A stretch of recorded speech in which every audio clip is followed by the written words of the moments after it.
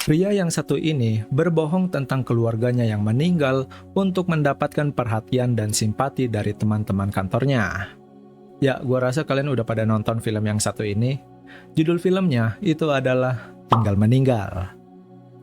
Halo semuanya, gue Billy, dan di video kali ini gue bakalan nge-review film yang baru aja gue tonton yang berjudul Tinggal Meninggal. Ini adalah sebuah film debut dari Christo Emmanuel sebagai sutradara. Imaginary kembali menunjukkan taringnya sebagai rumah produksi yang berani mengambil resiko setelah sukses dengan film agak lain dan jatuh cinta seperti di film-film. Di dalam film ini, Christo dinilai berhasil menghadirkan napas baru bagi perfilman Indonesia, khususnya dalam menampilkan genre yang jarang dieksplorasi secara mendalam di negara ini, yaitu adalah dark comedy. Walaupun awalnya sempat diragukan, tapi di dalam film ini, Christo berhasil membuktikan bahwa dirinya bukan hanya sekedar impersonator atau komedian di sosial media, melainkan dia adalah seorang pencerita atau storyteller yang memiliki visi artistik yang tajam dan juga berani. Cerita film ini berfokus pada karakter Gema yang diperankan oleh Omar Esteglal, seorang pemuda yang sangat canggung dan introvert di lingkungan kerjanya. Nah, tapi segalanya berubah ketika dia mengetahui ayahnya telah meninggal dunia. Tiba-tiba rekan-rekan kantornya yang selama ini cuek terhadap dirinya berubah menjadi sangat perhatian dan suportif kepadanya. Gema yang selama ini selalu merasa kesepian, dia mulai merasa nyaman dengan semua ini. Nah, tapi ya, ketika masa dukanya sudah berakhir, perhatian teman-temannya Gema ini mulai kembali memudar, guys. Alhasil Gema melakukan langkah yang sangat ekstrim. Dia mulai merancang kebohongan tentang kematian anggota keluarga lainnya demi mempertahankan simpati dari teman-temannya tersebut. Di tengah kegilaannya, dia sering berhalusinasi dan berbicara dengan Gema kecil yang merupakan representasi dari trauma masa kecilnya Gema. Jujur, sebenarnya gue cukup suka sama cerita yang ada di dalam film ini. Mungkin untuk sebagian orang, ceritanya akan membuat mereka merasa tidak nyaman, karena mengangkat sisi gelap tentang manusia yang ingin terus mendapatkan perhatian dari orang lain. Nah, tapi ya, justru disitulah letak asiknya, guys. Christo Emmanuel berhasil mengemas isu tentang kesehatan mental dan isolasi sosial menjadi tontonan yang segar, lucu, sekaligus menyayat hati. Christo menggunakan beberapa teknik yang membuat film ini menjadi terasa cukup unik. Di dalam film ini, kita akan sering melihat Gema yang berbicara ke arah kamera, atau sebutannya itu adalah breaking the fourth wall, atau melihat Gema yang berdiskusi dengan Gema versi kecil yang merupakan imajinasinya. Nah, teknik ini tuh sebenarnya bukan sekedar pemanis, tapi ini tuh bisa menjadi jendela bagi para penonton untuk melihat betapa kacau dan kesepiannya isi kepala Gema yang haus akan koneksi manusia. Melihat karakter Gema yang sering menatap kamera dan berbicara langsung kepada kita, ini tuh membuat kita merasa seperti antek atau orang yang mendukung aksi kebohongannya, yang membuat kita jadi menimbulkan rasa bersalah saat menontonnya. Jadi wajar aja sih kalau misalkan ada orang yang ngerasa nggak nyaman sama cerita yang ada di dalam film ini. Karena emang apa yang dilakukan oleh Gema di dalam film ini, itu tuh emang bener-bener gila, guys. Kalau bisa digambarkan ya, perhatian dari teman-temannya Gema ini, itu tuh seperti narkoba bagi Gema. Saat dosis perhatiannya itu udah mulai berkurang, Gema mengalami gejala seperti sakau yang membuatnya melakukan tindakan-tindakan yang tidak masuk akal. Apalagi ketika sampai di puncak ceritanya, itu si Gema literally bener-bener gila sih. Gua pas nontonnya pun cuma bisa geleng-geleng kepala doang, karena gue tuh speechless, guys. Gue nggak nyangka ini si Gema beneran bakal ngelakuin hal kayak gini. Ya buat kalian yang udah nonton filmnya, kalian pasti tahu deh betapa gilanya adegan puncak yang ada di dalam film ini. Nah, tapi meskipun begitu, perlu gue akui kalau pengarahan dan eksekusi yang ada di dalam film ini, itu tuh emang cukup pinter, guys.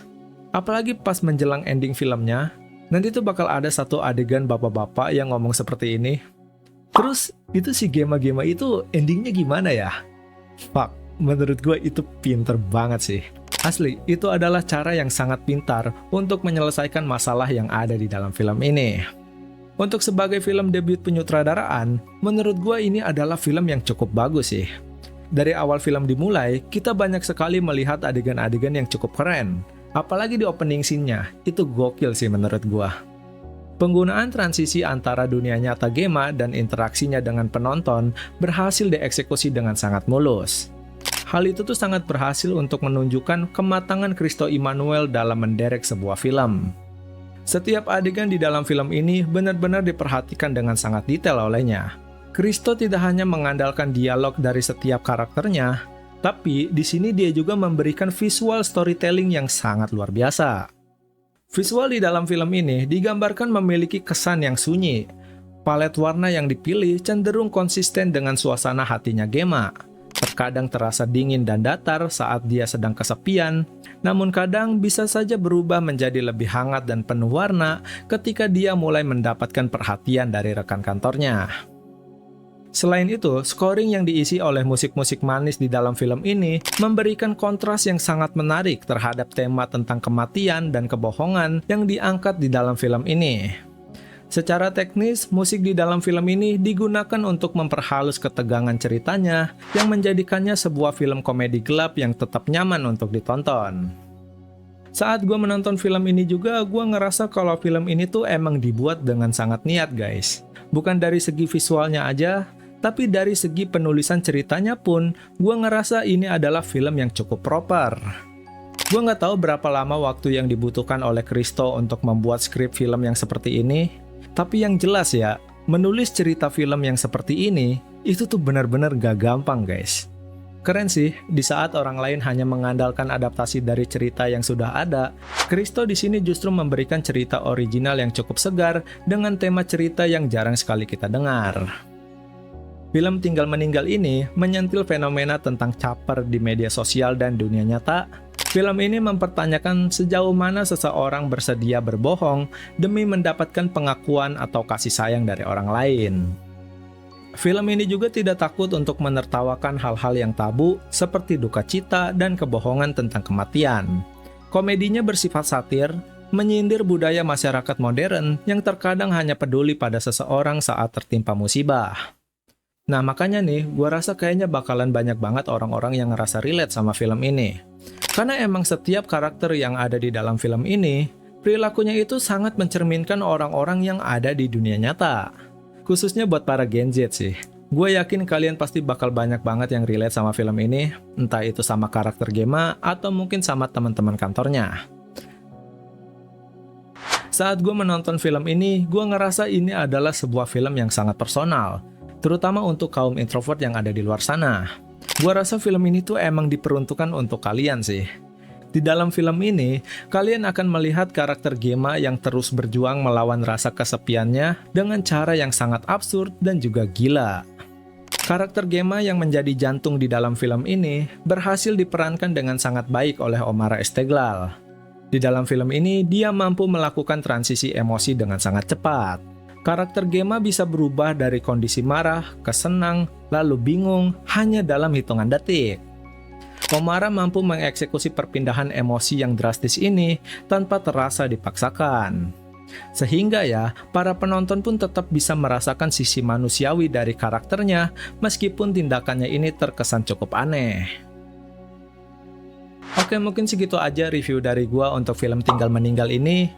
Menurut gua, ini bukan sekedar film komedi biasa, ini adalah studi karakter tentang kesepian dan rasa haus akan validasi. Film ini seperti ingin memberitahukan kepada kita untuk hati-hati dengan kebohongan. Pelajaran penting yang bisa kita dapatkan di dalam film ini adalah bahwa validasi yang didapatkan dari kebohongan tidak akan pernah terasa memuaskan, karena pada kenyataannya, perhatian yang tulus jauh lebih berharga daripada simpati yang didapat melalui manipulasi atau berpura-pura menjadi korban. Untuk ratingnya sendiri, gue bakal kasih film ini rating 8,5/10. Oke, mungkin segitu aja untuk video gue kali ini. Kalau kalian suka dengan konten seperti ini, jangan lupa untuk klik like dan juga subscribe. Kalau begitu, sampai jumpa di video gue selanjutnya. Bye-bye. Bye guys. Gue pakai kacamata ya, gue baru nganjer.